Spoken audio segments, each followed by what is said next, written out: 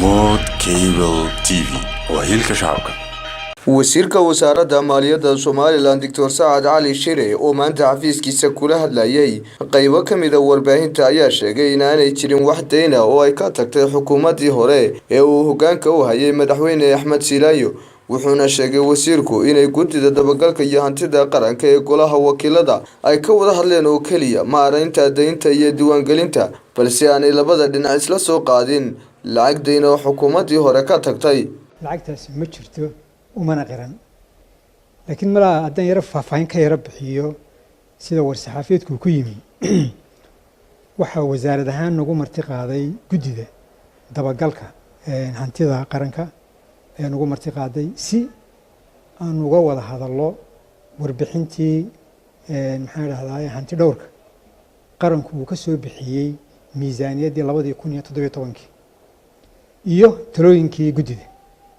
marka runtii shir aad u wanaagsan buu ahaa waanu isla eegnay waxaanu ka wada hadalay arrimo la xiriira maareynta deynta diiwaangelinta hantida maareynta miisaaniyadda madaxyadeeda waxyaaba noocaas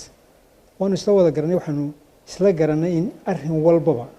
sharcigu sidoo odhanayo loo maareeyo loo maro markii dambe aanu soo baxnay saxaafadana hornimi oo ahayd runtii intaas inaanu ka sheegno ayaa maxaa dhahday xildhibaanku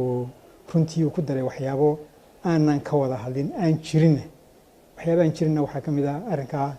80 milyan ee dollar ee lagu wasiirka oo warbaahintu wax ka weydiisay inuu barbar taagnaa markii xildhibaanku sheegayay in xukuumadii hore ka tagtay 80 milyan oo deyna ayaa waxa uu yiri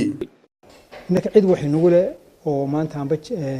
bangiga dunida amba baanan kala amba dad ajnabi haba yaraatay maba jiro doortan runtii fagaaro ku yooyo tanade ma waa laga qurux badan yahay أنا waxaan sheegay waxa jira isagu tiro sheegay laakiin tiraadu sax ma isaga laftigiisu runtii waa laga yaabaa ama garanay runtii ahtimala siyaasadda yar jiidata laga yaabaa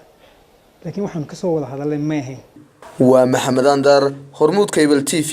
magaalada Hargeysa.